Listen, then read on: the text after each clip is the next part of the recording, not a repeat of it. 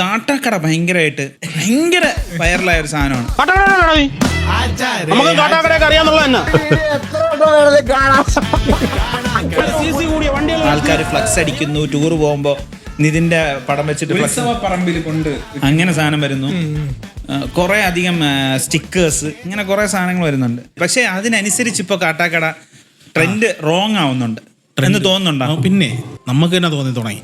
ഈ ഇടയ്ക്ക് തന്നെ ഒരു പെൺകുട്ടി മരിച്ചപ്പോ തന്നെ അതിന്റെ അടിയിൽ വന്നിട്ട് കമന്റ് ചെയ്ത് നീ കാട്ടാക്കട ഒരു പെൺകുട്ടിയാ മരിച്ചപ്പോ അതിന്റെ അടിയിൽ കാട്ടാക്കട എവിടെയെന്നൊക്കെ പറഞ്ഞിട്ട് അപ്പൊ ഞാനത് പിടിച്ച് സ്റ്റോറി ഇട്ടു. മോശം പരിപാടി കാണിക്കരുത്, നമ്മളെ വീട്ടിൽ ഒരാൾക്കാണ് ഇങ്ങനെ പറ്റുമെങ്കിൽ അതിന്റെ അടിയിൽ പോയി ഇങ്ങനെ കമന്റ് ഇടും. അത് കണ്ടപ്പോ ഞാനും ആലോചിച്ചു, പിന്നെ അതൊക്കെ നമുക്ക് ഹേറ്റ് ഉണ്ടാക്കി തരുന്നു, അല്ലാതെ നമുക്കൊരു അത് ഒരിക്കലും ചെയ്യരുത്. ഹേറ്റ് ഉണ്ടാക്കണ കേസ് മാത്രമല്ല, ആൾക്കാർ കാണുമ്പോൾ നമ്മുടെ അടുത്ത് ഈ കാട്ടാക്കട എവിടെയാണ് എന്നൊക്കെ ഇങ്ങനെ ചോദിക്കും. അത് അവരുടെ സ്നേഹം കൊണ്ട് നമ്മുടെ അടുത്ത് സംസാരിക്കുന്നതാണ്.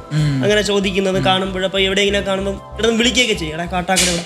അത് നമ്മളോടുള്ള സ്നേഹം കൊണ്ടാണ്. പക്ഷെ ഇങ്ങനെ ഒരു അവസ്ഥ മനസ്സിലാക്കാതെ അവർ പെരുമാറുമ്പോഴാണ് അത് വളരെ കുറച്ച് പേര് കേട്ടോ, എല്ലാവരും വളരെ കുറച്ച് പേര്. അത് നമുക്കൊരു വിഷമം ഉണ്ടാകും. പക്ഷെ ഒരാളാണെങ്കിൽ തന്നെ അത് മോശമായതുകൊണ്ടാണ് പറയേണ്ടി വന്നത്. അങ്ങനെ എന്തെങ്കിലും ഉണ്ടെങ്കിൽ കാട്ടാക്കട നിവാസികളോട് നമ്മുടെ ആത്മാർത്ഥമായ ക്ഷമ ചോദിക്കുന്നു. അല്ലാതെ നമുക്കതിലൊന്നും ചെയ്യാനില്ല.